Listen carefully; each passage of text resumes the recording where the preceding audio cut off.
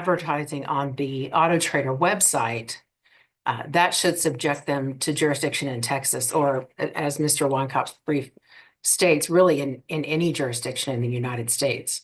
As the discovery bears out, and Mr. Weinkopf saw, there's 2 cars that were sold into Texas in the last 3 years by my client, the company. Now, the individuals are a separate issue.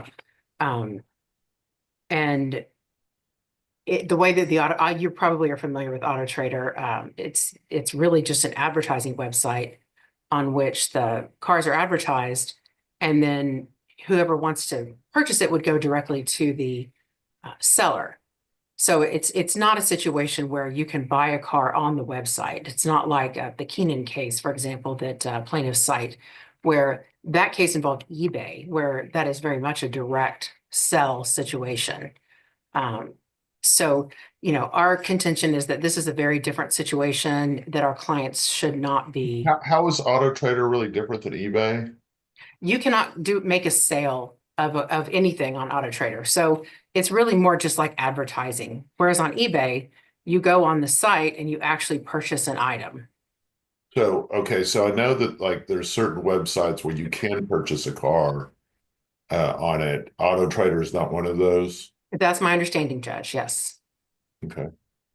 And so our client has literally, when I say our client, I'm speaking of the defendant, the actual entity that sold the car, which I think we've mentioned previously is misnamed in the pleading. There's some other party issues, but I'm referring to South Point Auto Plaza, Inc.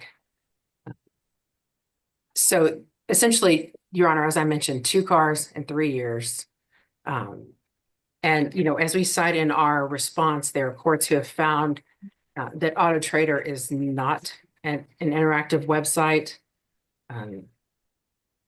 and that there's by using the AutoTrader website, that you're not targeting jurisdiction, or you're not targeting any specific jurisdiction.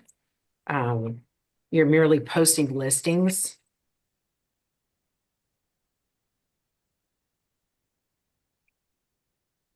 Okay. So, Your Honor, our argument is essentially that there's just not enough minimum contacts to subject my New York client to jurisdiction here in Texas. Response?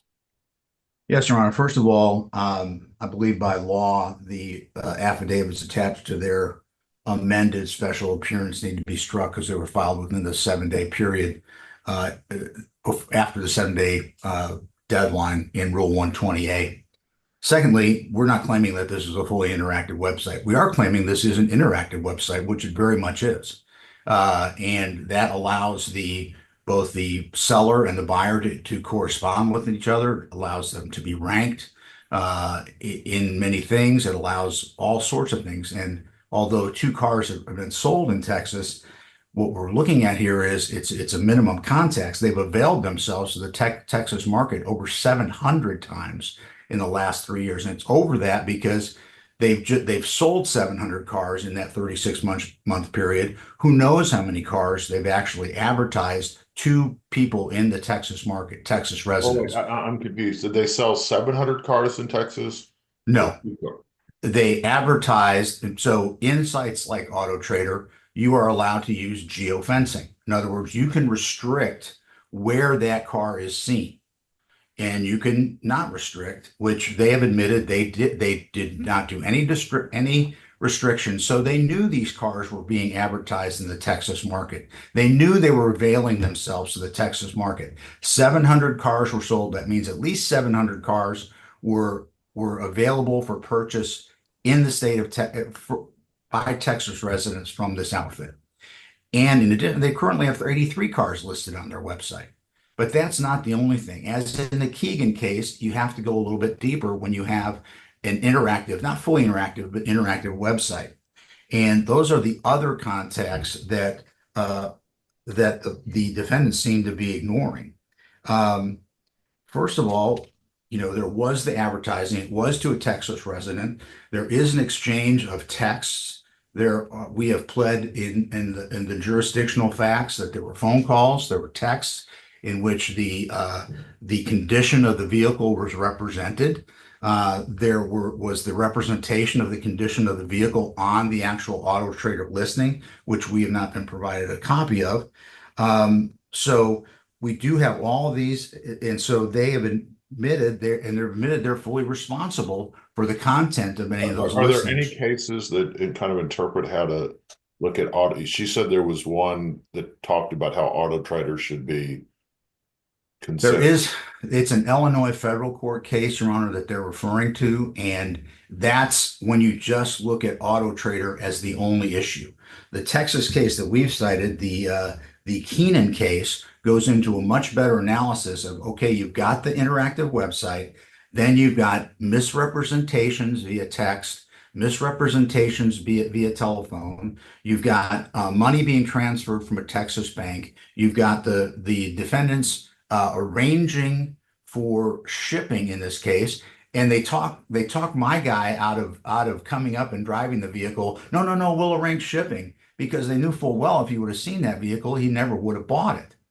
And so you've got all of these other actions, and what the defendants want you to believe is, as long as you're advertising on an interactive website, it doesn't matter what you say to a Texas resident. It doesn't matter how you defraud them. It doesn't matter how you misrepresent things. You're never put into the jurisdiction of a Texas court, and that's just not right. They can't sit in New York and make all these misrepresentations and list things on the AutoTrader listing, list things in text messages that have been produced and are before the court, and phone calls that are part of our jurisdictional facts that we've listed, and then requiring payment. That's the Keenan case, same thing. They require payment from Texas, which we had 2 payments made from Texas here, in addition to arranging for the actual shipping of the vehicle to Texas. So there's a whole lot more than just the interaction with the plaintiff and the defendant on an interactive website called AutoTrader. And they've admitted they list on 4 other auto websites as well. So if this were a case of, hey, they listed it and there weren't all these other extenuating circumstances, which really go directly to, as the Keenan case talks about, these go directly to, and they're significant to, the causes of action that arise from these various contacts. So all these the texts, the phone calls, the misrepresentations, the arranging the shipping, everything else goes directly to the claims that the plaintiff is bringing in this case. And therefore, the court in Keenan, the Texas court, reaches the decision that the special appearance should be denied, and we believe the court should reach that same conclusion. How do you distinguish the Keenan case, Ms. Ronell? As I mentioned earlier, Your Honor, the Keenan case didn't involve AutoTrader. It involved eBay. It involved direct sales. And there was no dispute in that case as to whether it was an interactive website. And in Keenan, the court said, even assuming it was an interactive website, because there the parties didn't dispute it, you look to the degree of the interaction. Mr. Weinkauf is making all kinds of allegations about the merits of the case. That doesn't have anything to do with whether our client should be held into a Texas court. There are numerous other cases that we've cited in our briefing, Your Honor, specifically the AutoTrader case. The court found that the mere use of AutoTrader.com website to advertise its vehicles does not establish targeting a specific market, in that case, Illinois, as required to establish specific jurisdiction. And we've not just cited the Illinois case. There's other Texas appeals court cases that we've cited, including the Riverside case, that even talking about the underlying activities, communicating with. What other cases are there that discuss hailing someone into Texas based on a transaction that was facilitated by an interactive website but was closed in a different way? I mean, that's kind of what we have here, right? What case do you have that's most on point to that? So, Your Honor, there's the one that is, let me see the name of this case. Here it is, the Riverside case. This talks about. Can you share screen that case? Sure. Yes.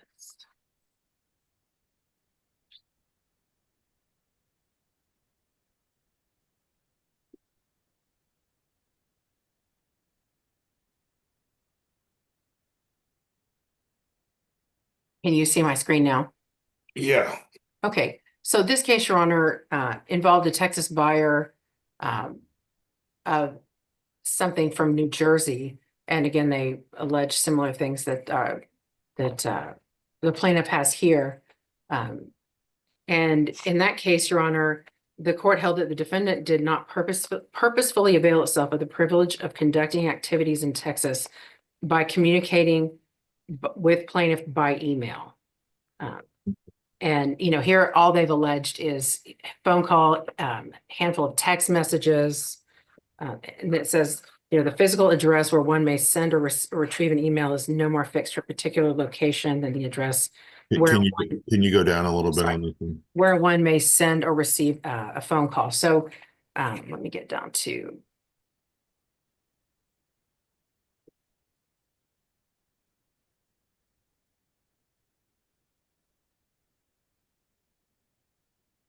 Keep going down to analysis.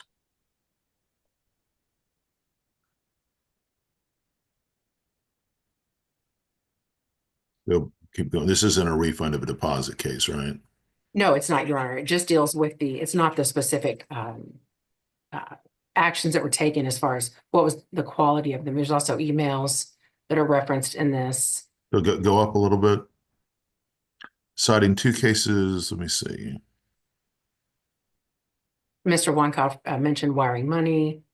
Sending funds is not determinative. Well, this is. So if you look at each of the allegations he made, there was email contact, phone contact, and then the wiring money. All of those bases that he listed as sufficient are not, they're found not to be sufficient here in this case.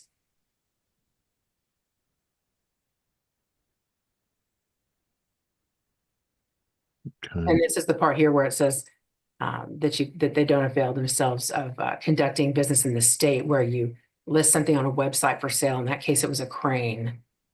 Let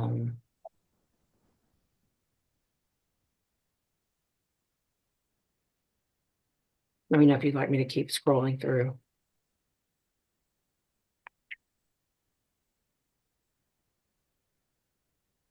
And there's other case law, Your Honor. There's a case out of the Fifth Circuit that says contracting with a resident of the forum state does not establish enough minimum contacts for specific jurisdiction. Neither does negotiating, communicating about, developing, or carrying out a contract. It does not purposefully avail you of the benefits and protections of Texas law. That's the Moncrief oil case citing another Holt oil case. Okay. All right. Let me see this other case that Mr. Weinkauf was talking about. The Keenan case, I don't know. I mean, do you have that handy? The Keenan case, and it's my understanding, is the only one that they're relying on that, and it's wholly differentiated given the nature of the fact that interactive wasn't even an issue. All right, let me take a look. Yeah, it actually was. And I think the case goes to distinguish that there are three types of websites that they look at in this. The first is a fully interactive, which is an actual auction Can you share website. screen that case, Sure. please? Let's see here. I'm showing my dinosaur tendencies, Your Honor. I don't believe mine is shared any longer. Can you see anything? Right. No, I took it down. Oh, okay. Thank Yeah. you. I couldn't tell 100%. No worries.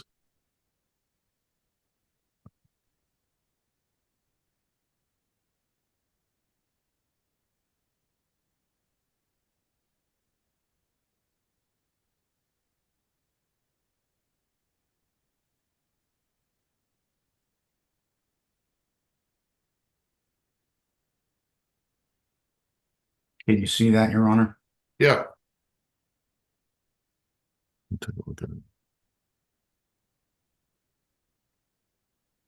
So they go into they talk about on the second page here. Tell me if I'm Keep going. I agree that their general jurisdiction does not apply, but they talk about in here about the various types. There's passive in the second column there, that first full paragraph. They talk about that there's a sliding scale of websites clearly used for transacting business over the internet. There's just the passive website, which is what the defendants are trying to paint AutoTrader as, but it's not. The very fact that it is interactive, that you can communicate back and forth between the seller and the buyer, that is the definition of Keep interactive. going down a little bit, please. Sure.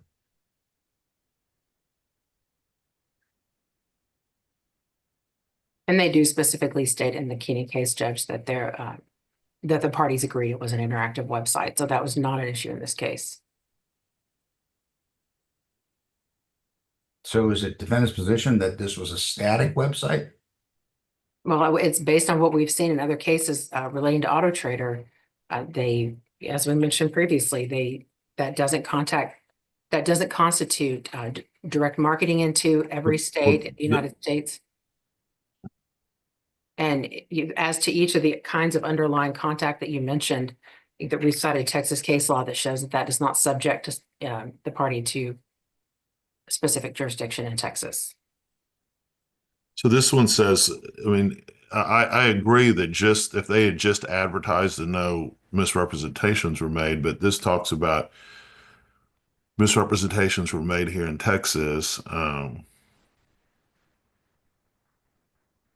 And Judge, there's most certainly no admission of anything constituting a misrepresentation here.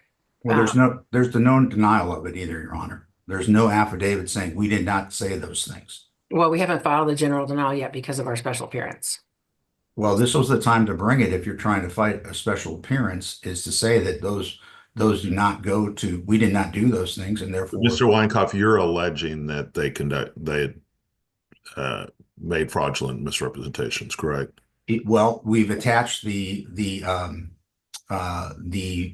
discovery responses, which include text messages. And my understanding of Rule 120A is that the jurisdictional facts that we plead are considered proven, and it is the defendant's job in a special appearance to refute those.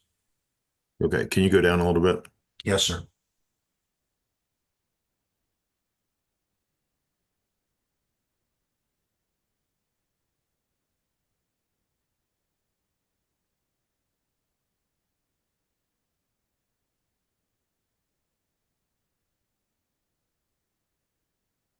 I mean, this kind of seems almost right on point. Yes, sir. Except, Judge, that interactivity was not on point there. And in eBay, you do buy directly from the website. That's completely different.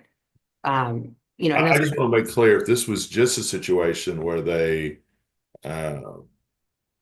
advertised on AutoTrader, I don't think that alone subjects them, but it's the additional activities of allegedly making a fraudulent statement and convincing them not to go to, I forget, is it New Jersey? What state is this again? New Jersey? It's New in York, Your Honor. New York, sorry. And as to each of the other points that Mr. Weinkauf mentioned, I've cited case law here in Texas showing that emailing with plaintiffs, phone calls with a plaintiff in Texas is not sufficient. Do you have any that says that making a fraudulent statement in order to close a deal is not sufficient? No, Your Honor, there's no evidence in the record showing that anything was fraudulent. What Mr. Weinkauf is referring to doesn't show anything approaching misrepresentation or fraud. So, that's not in any way. Mr. Weinkauf, what exactly was done that you say was fraudulent? Well, they sold it. They were aware that this vehicle was going to be used in my client's towing business. First of all, he couldn't even have it pass inspection and couldn't get it insured. His reference, it was in such bad condition that his insurance company refused to issue a policy of insurance on it. And it was in such bad condition, it could not possibly be used in the towing business, all of which were misrepresentations by the defendants. And none of those are anything part of a factual record in this case, Your Honor. They've been pled. Were they pled? Yes, Your Honor. They may be in his initials, just his attorney, in his actual pleading, but just pleading something doesn't subject someone to jurisdiction in the court, Your Honor. I mean, basically, any defendant who advertises on AutoTrader, if we're held into court in Texas, any defendant who advertises on AutoTrader, any company, would be subject to jurisdiction in every single state, regardless of how minimal the contacts will be. And, you have to look at the degree of the underlying activity if you go to that level. And, it doesn't necessarily, again, there's no proof of any misrepresentations or fraud here, Judge. And, our client, the kind of minimum contacts that are at issue here, it's not even remotely close call. I mean, it's, they try to make it out as if it's 700 cars. There's 2 cars in 3 years. And the plaintiff initiated the contact, and, they paid for the shipping. They, where they paid from, again, I've cited a case here today under Texas law that does not warrant minimum contacts in this jurisdiction. So Texas case law is that a hearing on a special appearance, the non-resident defendant must disprove jurisdiction by negating all alleged grounds for personal jurisdiction. If the defendant does not provide sufficient evidence in support of its special appearance, the court should deny the motion.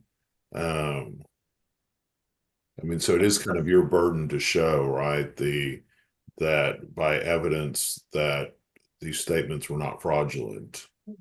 I would just disagree, Your Honor. Actually, we have to show us to the jurisdictional allegations, not to the underlying merits of the case. So we basically don't have to prove their entire case false. We just have to show that their jurisdictional allegations are not correct. And we've Were done your that. statements about fraud part of your jurisdictional allegations, Mr. Wenkoff? Yes, it says that these were misrepresentations. The texts were misrepresentations.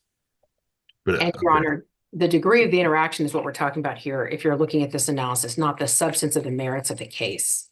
And, our clients very much deny that they have done anything wrong in this case. And, that it would set a very dangerous precedent for 2 cars sold into a state based on an advertisement on AutoTrader to subject a company to jurisdiction in every single state. Your Honor, I don't think that's what's happening here. I understand I don't think that's what's happening, but I'm not trying to look at the jurisdictional.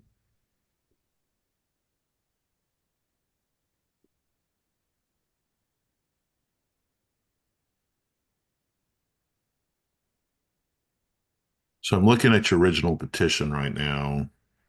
We have filed a first amended petition, Your Honor, based on the additional information we received in the defendant's written discovery responses. All right, let me see those. When was that filed? It would have been at the end of November. I see it.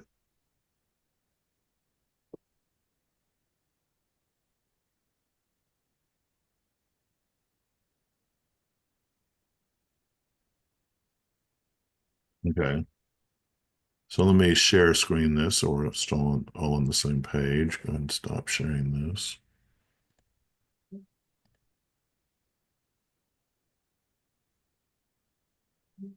Okay, do you guys see that? No, sir. Oh, it's coming up, Your Honor.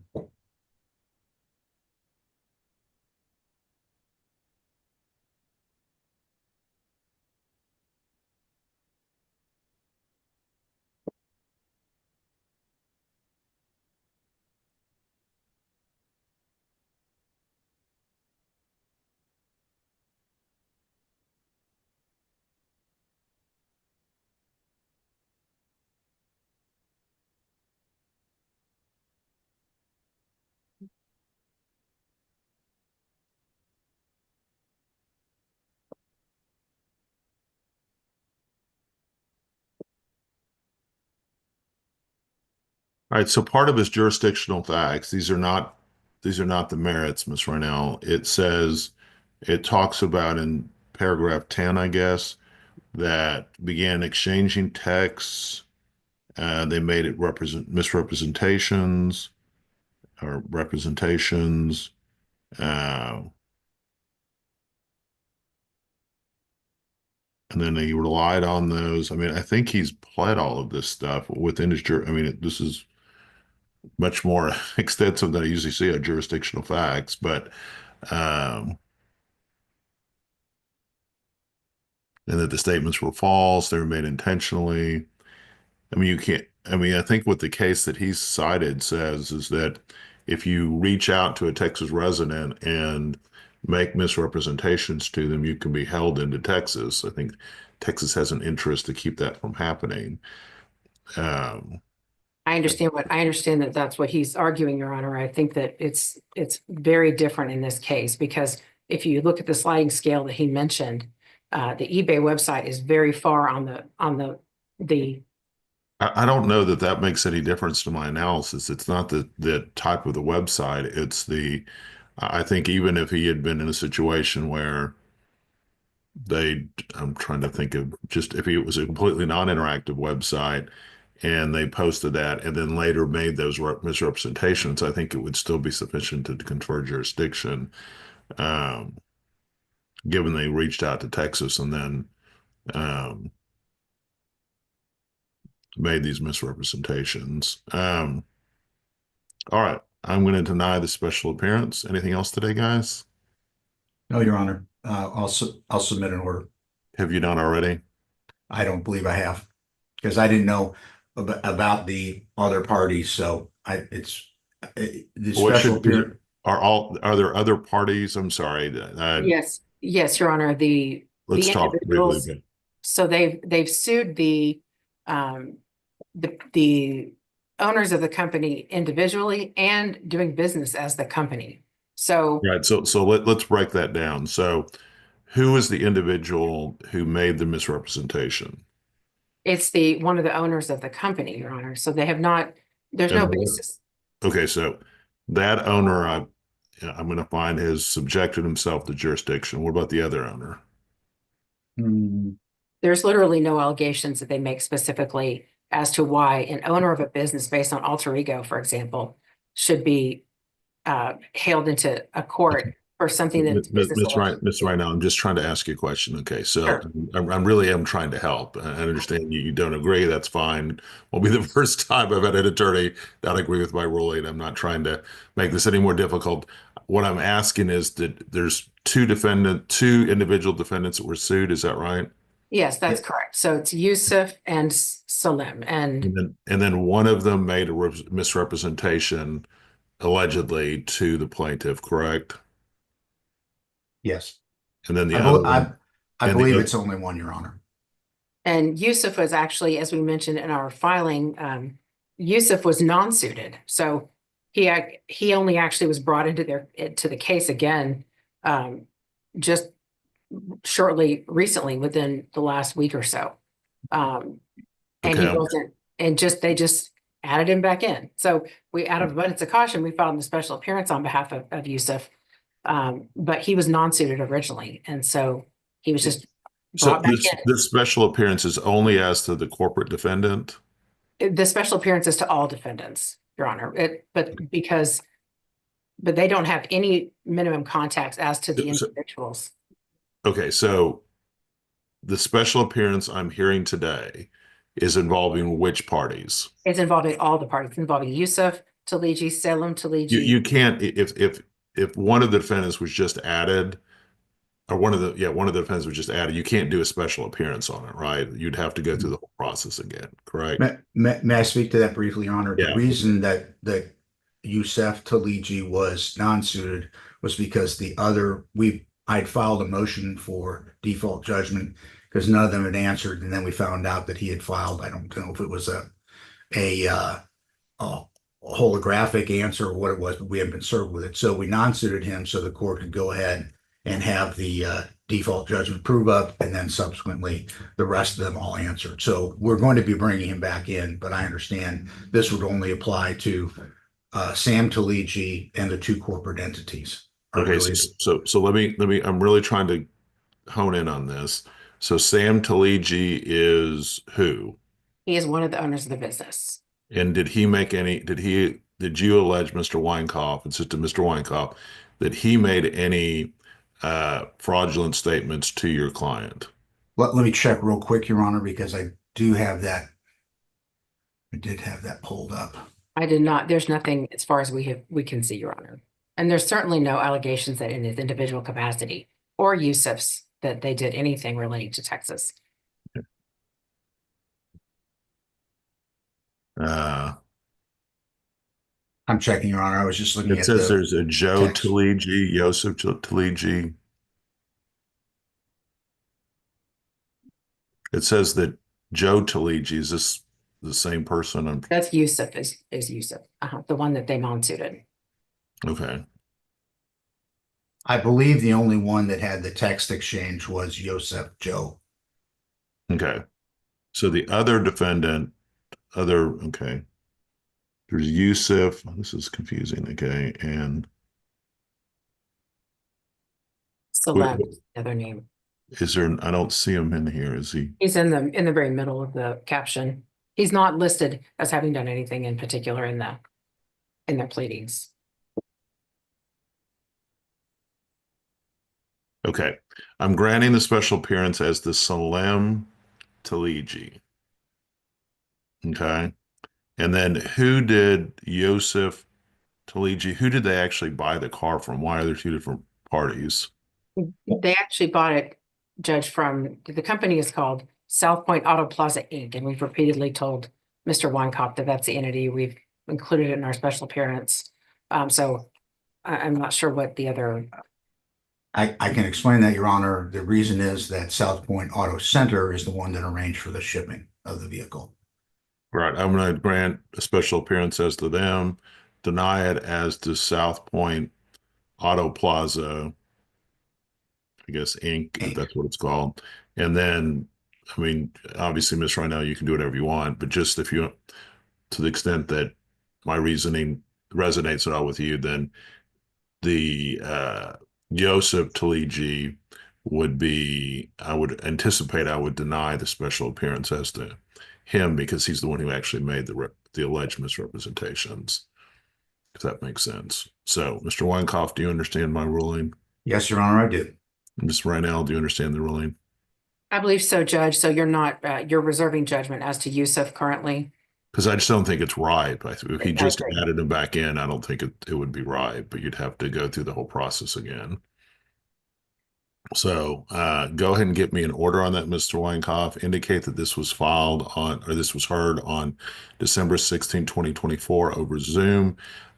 Make sure you share that with Ms. Rynell and get me a copy of the order by tomorrow, okay? Yes, Your Honor, I will. All right. Thank you, guys. You have a great rest of your day, okay? Thank you for your time, Your Honor. Thank Good you. day. Bye.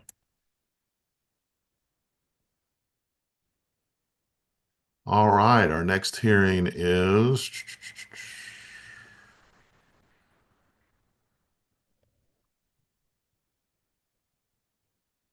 anyone here on Smith versus Post Oak Title? Your Honor, present for the defendant, Scalene Rogers. Tom McMurray for the plaintiff, Edward Smith, Your Honor. All right, let's go on the record on DC 225474. Edward Smith versus Post Oak Title Company. Counsel, make your appearance. So Thomas McMurray as the plaintiff's lawyer for Edward Smith.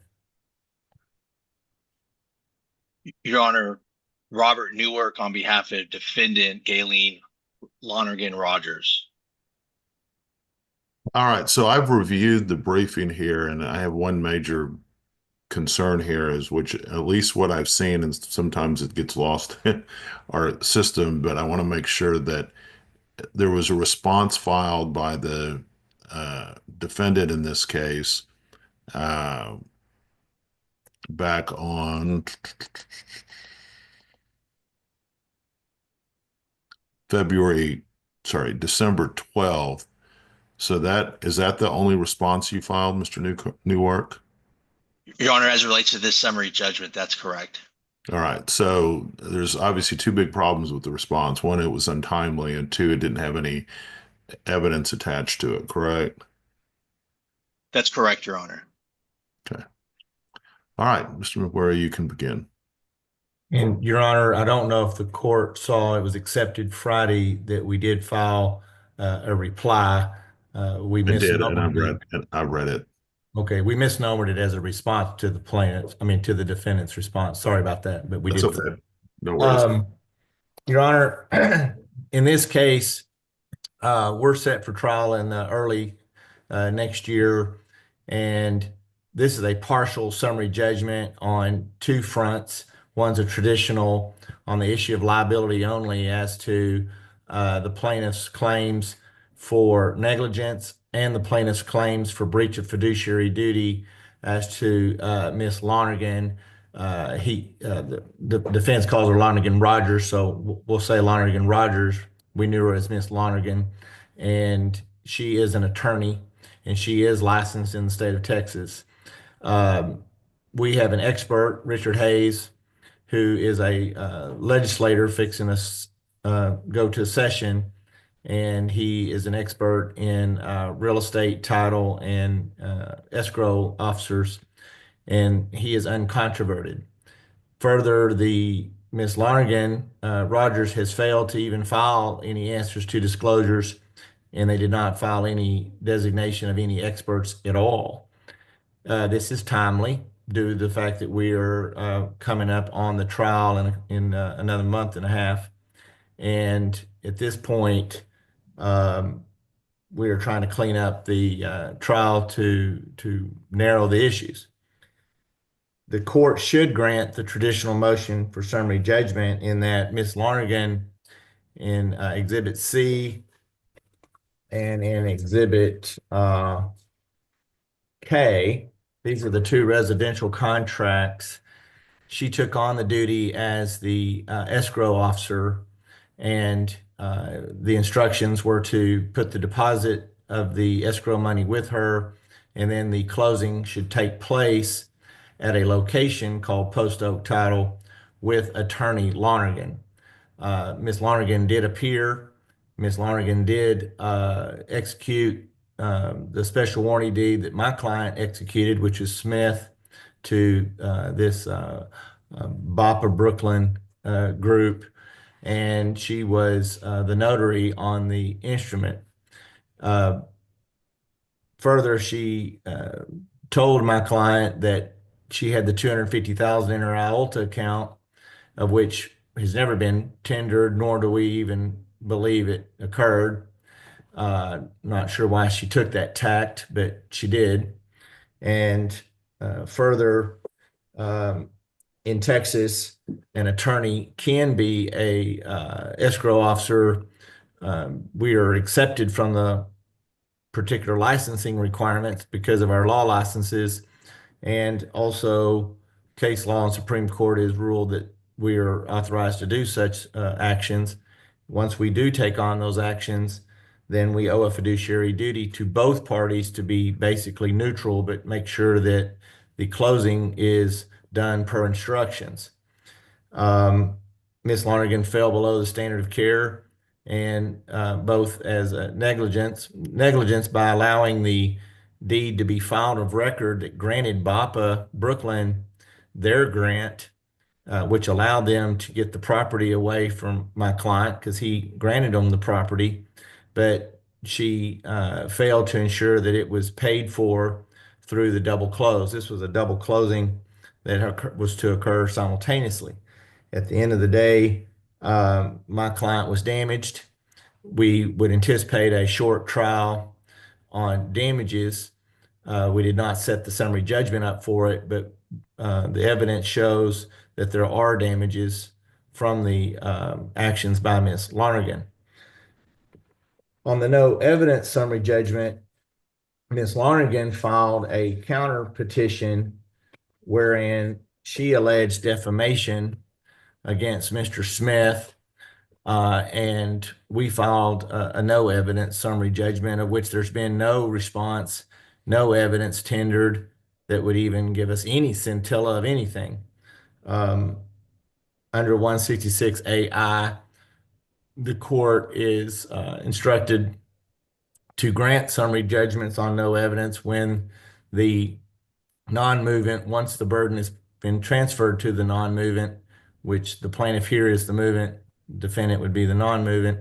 once that motion is spelled out in the elements with specificity, which it was, then the non-movement has a duty to advise the court of at least a scintilla of evidence that would show it could support its claims, where it has the affirmative burden to carry those claims. Since it's a counterclaim for defamation, it would be her burden to prove at trial. And so the court should grant the no evidence summary judgment on defamation. In addition, if you file affirmative defenses, which you're allowed to do, and you have a burden to prove more likely than not the affirmative defense to a claim, then again, you have the burden to prove either to the court or jury those issues.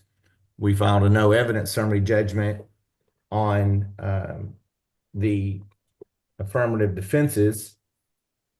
And here, although I don't legally believe that they all apply to our case, it matters not because we're cleaning up these pleadings, but they claimed an assumption of risk doctrine. There's no evidence been brought forth to defeat the no evidence summary judgment. They filed a statute of frauds, which under 2601, however, none of the 8 elements that a statute of frauds applies would apply to a breach of fiduciary duty or negligence by an escrow officer. That's not even applicable. So the court should grant the no evidence statute of frauds motion. Then you also have, they basically allege fraud as an affirmative defense, but even if you brought it either way as a counterclaim, or if they brought it as affirmative defense, they've brought no evidence. We have laid out that there's been no misrepresentations by Mr. Smith, and basically they're trying to shift the burden to the guy that got screwed in this deal. Not sure what their thought on that is, but that's what they did. So the court should grant the no evidence summary judgment on fraud as an affirmative defense. Let's see. I thought there was one. All right, let me hear the response. There was some kind of unclean hands, which is an equitable claim, but I don't think it applies, but we would ask for it anyway. Sorry, I'll pass, Your Honor. Okay. Response? Your Honor, if I could address the first portion of the motion, not the no evidence portion, but the first portion, the traditional.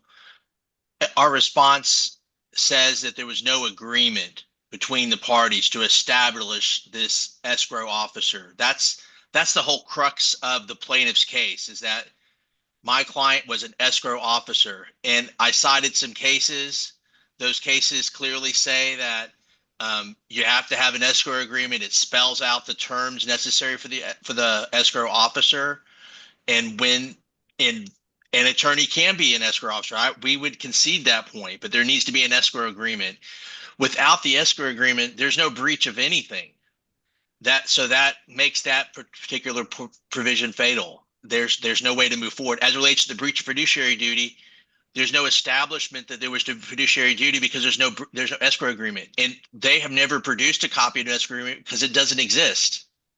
So, Your Honor, as it relates to the judicial motion for summary judgment, we think the court must deny that motion as it relates to that provision, because there's no evidence to support all the elements necessary to prove their case. Let me correct that. I misspoke. At least the initial element that there was an escrow establishment, and so you have a breach and you have a duty of care and all those things. Your Honor, the court, when we started this hearing, asked about the no evidence portion, and we provided the evidence. The court has pointed that out to us. We did not provide any. We would agree that we didn't provide any evidence, and we would stand on the court's analysis. Even though there's not any evidence produced, the court still has a duty to review the evidence provided in the case. And if the court deems that that portion should be granted, we would say that that's what the law is. As a housekeeping measure, I'm not quite sure the plaintiff's position about disclosures. We made initial disclosures in the case. We did not disclose the expert yet, but we do not have a duty to produce any others, I think, for 30 days. So we're working on that and would get that done. But as it relates to initial disclosures, that's been provided, Your Honor. So I don't know what disclosure she's talking about. I don't know if that's even relevant to the court's analysis. I just want to make sure that that's been disclosed, Your Honor. So I'm going to grant the summary judgment, the no evidence summary judgment. Let me hear your response, Mr. Corey, about the traditional and the argument about not having an escrow agreement. Yes, Your Honor. Thank you. Mr. Newark is completely wrong. The Texas courts do imply an escrow agency relationship by conduct absent any formal escrow agreement where the third party, out here, Lonergan, accepts documents, accepts and funds disbursements, and transfers property at closing. She took the deed, the special warranty deed by Smith, granted to BAPA, and it was filed of record under her watch. She was the one that had control of the document, and she's the one that notarized the document. Our expert, Richard Hayes, he spells that out in his testimony that's uncontroverted by Ms. Lonergan in his affidavit on page 3 of his affidavit, which is competent summary judgment evidence. Further, the trial is whatever that term means as far as the summary judgment is today. So they can't come back later and say, well, we've got more evidence we would give you, Judge. They've only had about a year and a half to do something. So, or two, this thing's old. And so I don't know what they're waiting on, but forget that. There is no requirement that you have a written escrow agreement, especially with an attorney. There's even exceptions to attorneys because that's why they're not licensed as the escrow officers like a title company would have to have for a non-lawyer. So, in all fairness to Honorable Newark here, he's wrong on that. The court. Let me go to. I want to see page 3 of this affidavit you're talking about. Sure. So go to that. It's in my. It's a. Let me see what exhibit we called it. We called it G as in George. G. Yeah. Do you happen to know which page it is? Maybe. Give me a second. No, I found it. Oh, you did? Sorry about that. That's okay.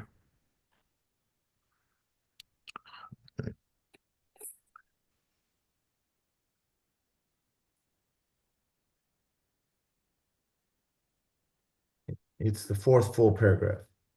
Sorry, I'm trying to get to that page. Okay. Oh, sorry about that. No, I was pressing the mouse and it was just going through too fast. Okay, so let me share screen and make sure I'm on the correct exhibit. Is that the exhibit you're talking about? Yes, Your Honor, it is. If you went to, that's page 1 of that exhibit. If you go to page 3. Yes, sir. Page G3. Yes, sir. This is it. Okay. And then where? If you look at the 4th full paragraph, Mr. Hayes gives his opinion that Texas courts imply an escrow agency, and then it goes on to spell that out. And then above it, he says Lonergan had a fiduciary duty to not file of record any instrument. Did you, I don't know that you had to, but did you plead that this was a implied escrow agreement or escrow relationship? I think we just pled it as an attorney escrow relationship. So I don't know if we did that exact word like implied, but we did say it was an attorney escrow relationship. All right. Mr. Newark, did you want to say anything else?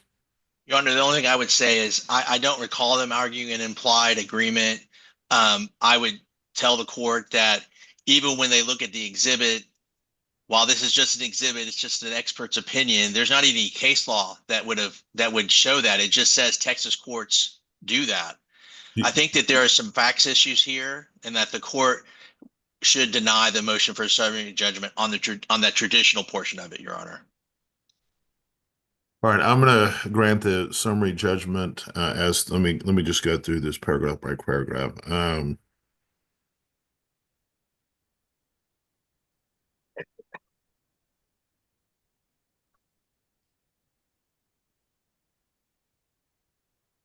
Do you Yeah, have our proposed order, Your Honor? We I sent do one. that. That's what I'm sorry. Maybe you can't. I thought you could see it, but I'm probably not sharing it correctly. Let's see. I'm not a good Zoom person, so I'm sorry. That's all right. Do you see that? Yes, Your Honor, I do. Yes, Your Honor. Yes, Your Honor. All right. I see it. Yes, sir.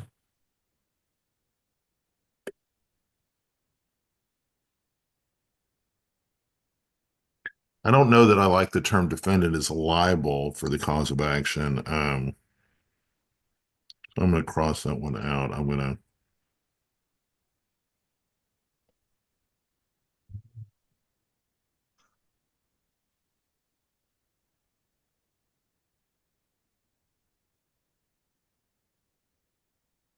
All right. I guess that's about as good as okay. Now that's fine. All right. Let's see.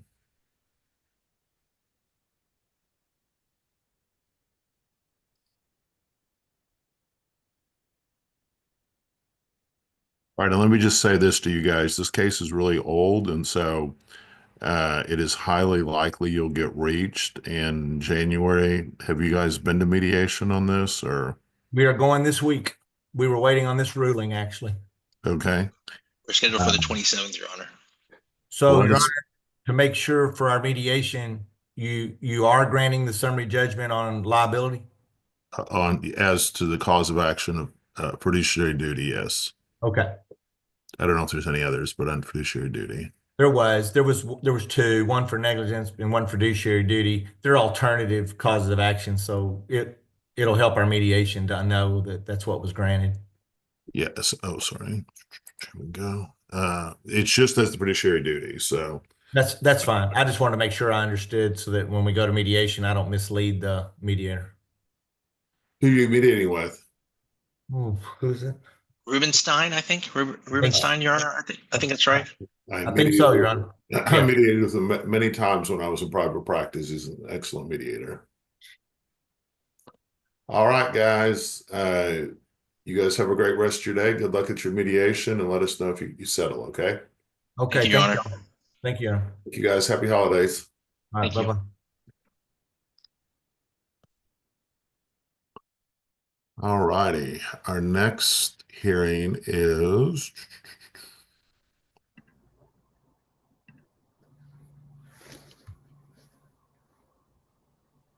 all right. Let's go on the record. Tony, are you ready?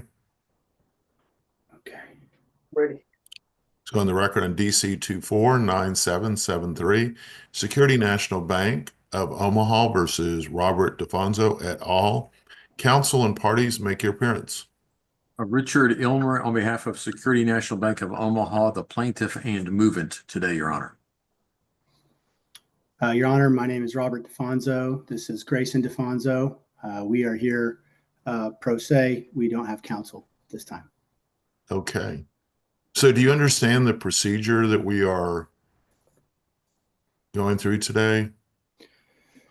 We don't understand it at a full capacity because we don't have the ability to, or we did not have the ability to retain counsel to understand the severity of the judgment.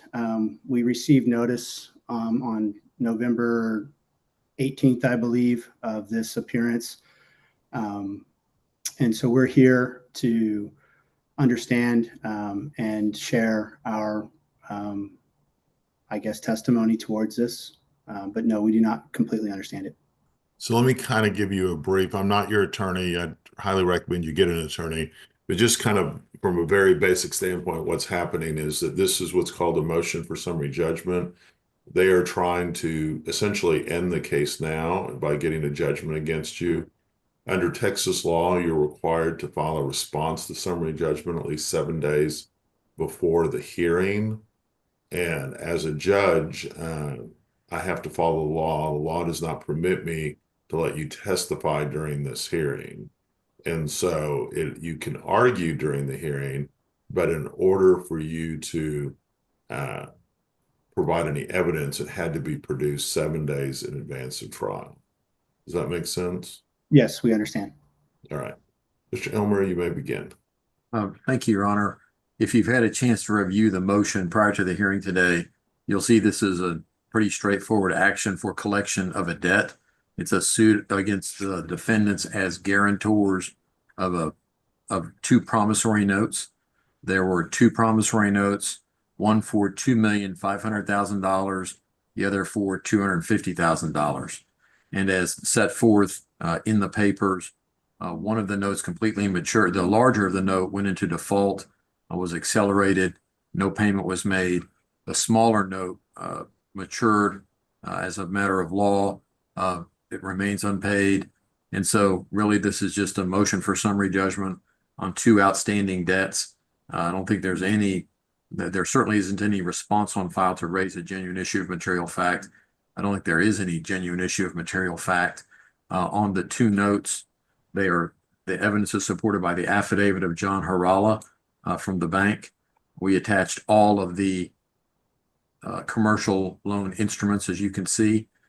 We supported the amount due with his affidavit. Scrolling. Oh, I'm sorry. I thought I was sharing screen. May I share the screen, Your Honor? You may. Give me just 1 second.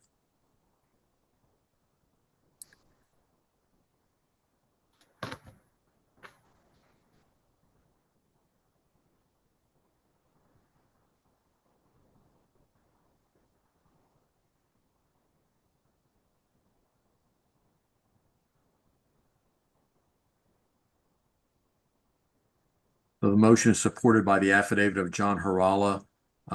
After attaching all of the records, he goes through and tells exactly how much is due on each note, what the total amount due is, both principal and interest.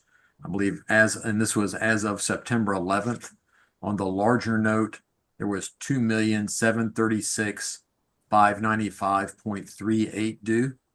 And on note 2, it was $268,619.79.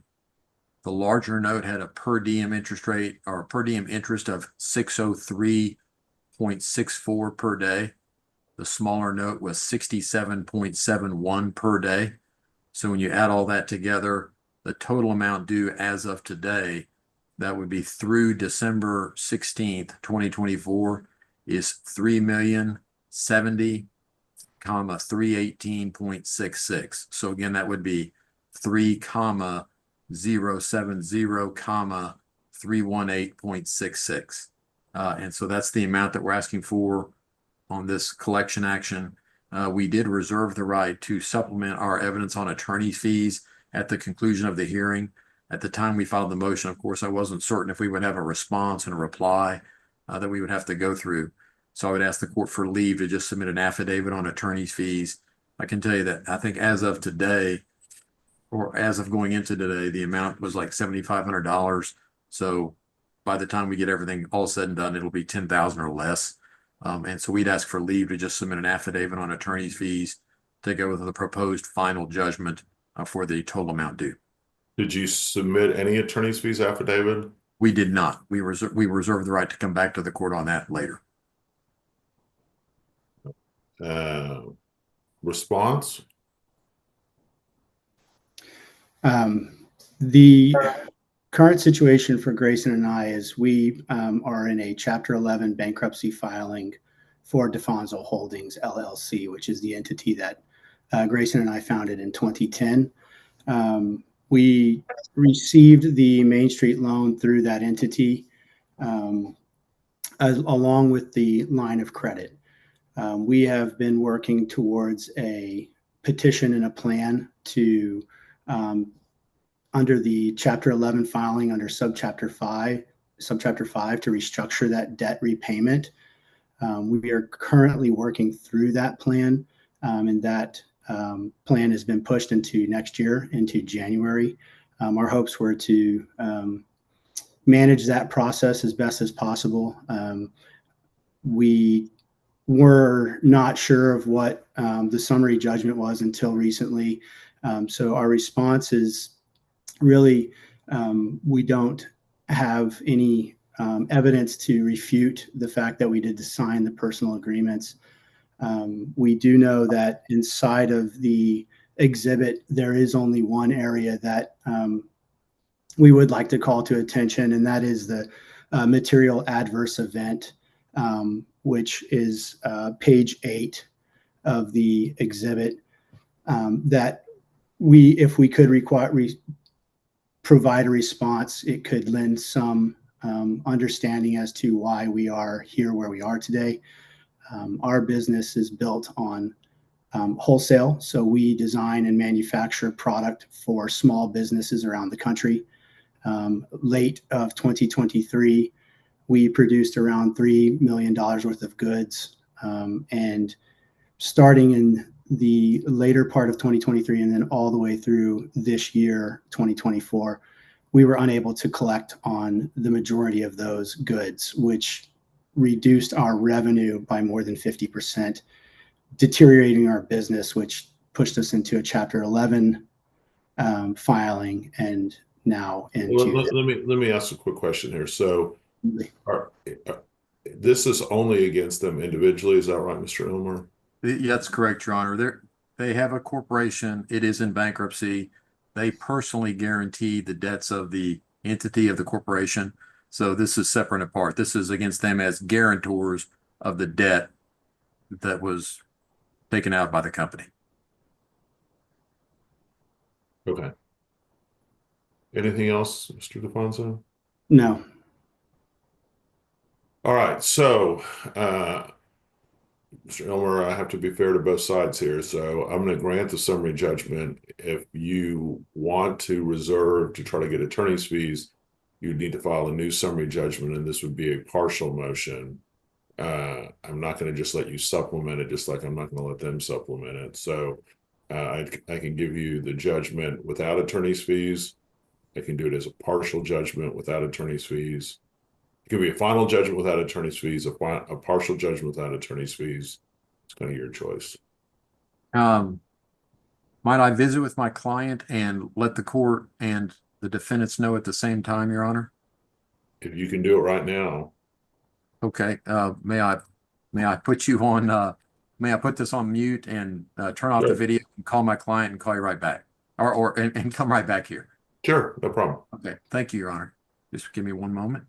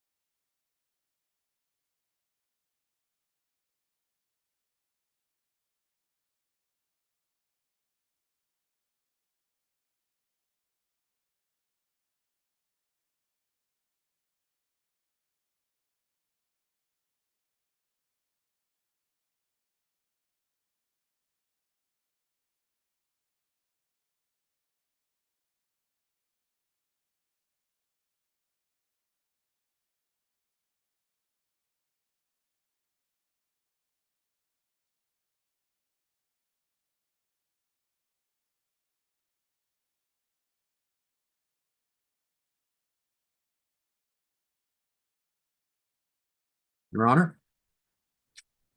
Oh,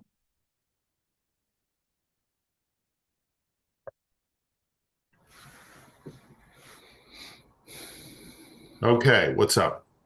Your Honor, my client says they'll forego the attorney's fees and take the judgment on the $3,070,000 today. Okay, let me take a look at the order. I'm going to share screen the order so that you guys can see kind of what it says, Mr. DeFonso. Well, you should have gotten a copy of it. And Mr. DeFonso. Yeah, it's got blanks in it. You'll have to fill in, Your Honor. All right, so what is the amount of the damages exactly? Wait, no. All right, I'm confused how you did this. Let's see. I see. Okay, amount of damages. All right, what's the total amount? I'm going to just give you the number so you can type them in. 3,070, 318.66 through December 16th, 2024. Through December 16, 2024. Okay. Correct. And then you can delete the remainder about attorney's fees, strike through it. Okay.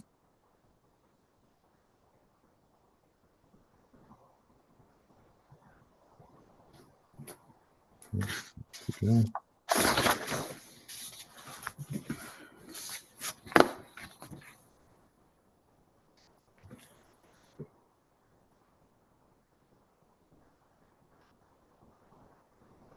It'll be the same thing in the second paragraph. Tell me the number again.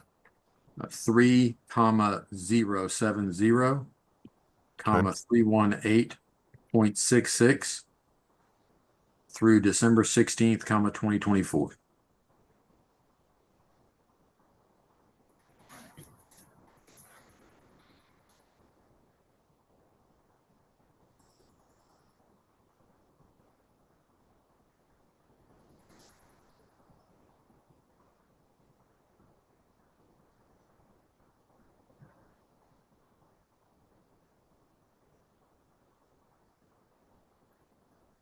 All right, Mr. DeFonso, do you have any questions, or Mrs. DeFonso?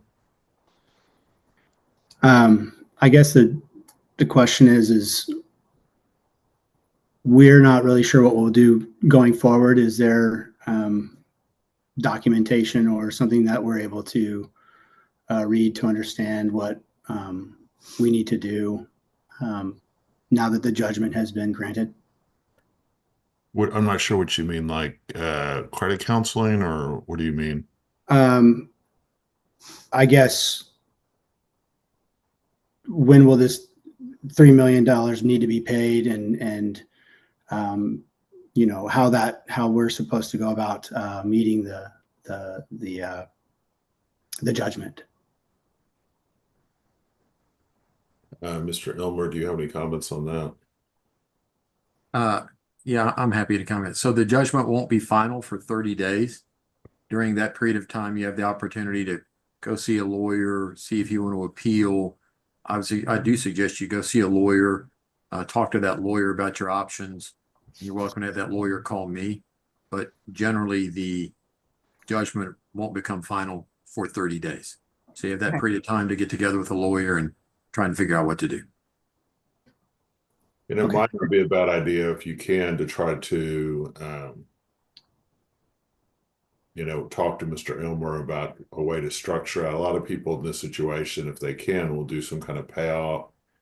This is obviously quite a bit of money, but people do payouts and things like that. I don't know what your situation is, but you might want to consider that as well. But Okay.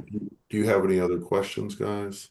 Well, I do. So in the case against my company, Well, that's separate from this. so I would owe for both. I don't understand that. Yeah, you would not owe for both. If there's a payment, if you guys pay on this debt, it will offset what the company owes in that other proceeding. Okay, so it's two different cases, but the money all goes towards one. Debt. Okay. So let's say you made a $100,000 payment in this one, it would decrease your payment that you would need to pay in the other one. Okay. Did you have any other questions? No more questions. I guess, Mr. Ilmer, I will reach out to you just to ask a couple of questions off in regards to payments and structuring something like that. We will use the next 30 days to try and retain counsel, just to make sure that we are doing our best and our most due diligence here. Very good. And just so it's clear, I've signed the order today. So if you're talking to an attorney, they may ask you, because the 30 days runs from the date I signed it. I signed it today, and it is a final judgment. So you do have 30 days. They'll probably ask you that. So a final judgment was signed today. So we wish you the very best of luck. I'm so sorry you're going through this, and I hope it all works out. And you guys have a great rest of your day.